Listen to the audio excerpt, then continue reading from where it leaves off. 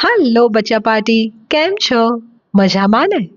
હું છું તમારી વાર્તાકાર દેવાંશી જોશી અને બાળ વાર્તાનો ખજાનોમાં તમારી માટે લઈને આવીશું સરસ મજાની એક નવી વાર્તા. તો ચાલો સાંભળીએ આજની વાર્તા. આજની વાર્તાનું નામ છે મિલ્કમેડ. મિલ્કમેડ મીન્સ દૂધવાળી, જે મિલ્ક સેલ કરે ને એ. તો એક દિવસ શું થયું, એક બહુ જ સુંદર ગામ હતું, બ્યુટીફુલ વિલેજ, અને એમાં માયા નામની એક દૂધવાળી રહેતી હતી. હવે માયા પાસે એક ગાય હતી. એ ગાય રોજ જ દૂધ આપે, મિલ્ક આપે, અને માયા એના પોટમાં ભરી અને બીજા ગામમાં વેચવા જાય. હવે એક દિવસ શું થયું કે માયાની ગાયે બહુ બધું દૂધ આપ્યું.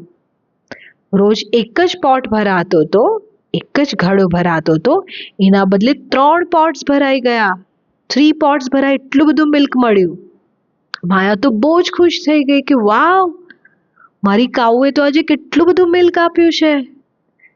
એણે તો તરત સરસ તૈયાર થઈને પોટને એકની ઉપર એક, એકની ઉપર એક એવું માથા પર 3 પોટ્સ મૂક્યા અને એ તો બાજુના ગામમાં દૂધ વેચવા ચાલી.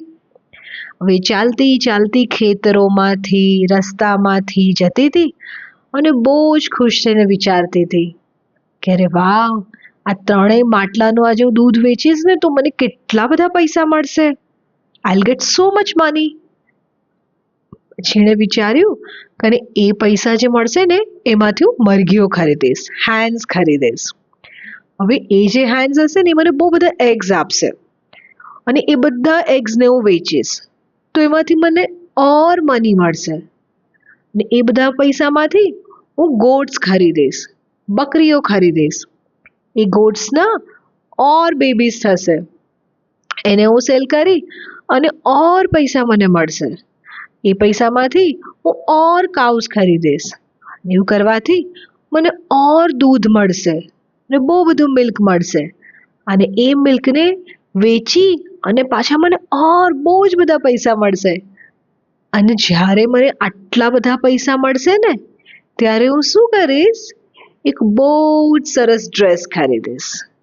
એક બહુ જ નવો લાગે એવો એકદમ મસ્ત ડ્રેસ ખરીદીશ અને પછી હું તો મેળામાં ફરવા જઈશ, ફેરમાં જઈશ, મારા ફ્રેન્ડ સાથે રમીશ અને હું તો મેળામાં બહુ જ ડાન્સ પણ કરીશ. અને એવું કરવામાં એણે ડાન્સનો સ્ટેપ કર્યો અને જેવી એ ડાન્સ કરવા માટે કૂદી, એવું જ એના માથા પર જે 3 ઘડા હતા એ ધડામ કરીને પડી ગયા, ફૂટી ગયા અને બધું જ દૂધ ઢોળાઈ ગયું.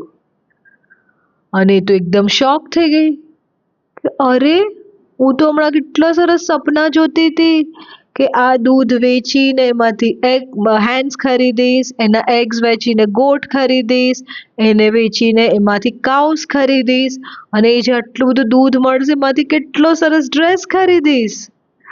અને હવે તો મારું બધું જ તૂટી ગયું અને રડવા માંડી. અરે, મેં કેટલી મોટી ભૂલ કરી દીધી. આઈ મેડ અ વેરી બિગ મિસ્ટેક.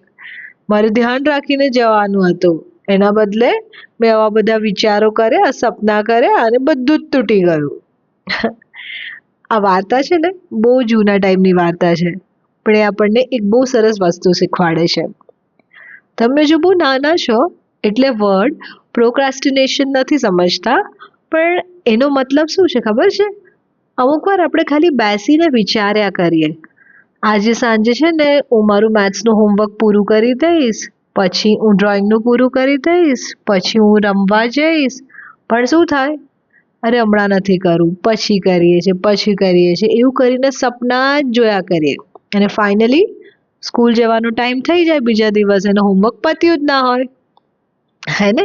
તો સપના જોવા તો સરસ છે, definitely we all should dream, but make sure કે તમે જ્યારે સપના જોતા હોય ને ત્યારે ધ્યાન રાખજો અને મહેનત કરજો કે એ સપના પૂરા થાય.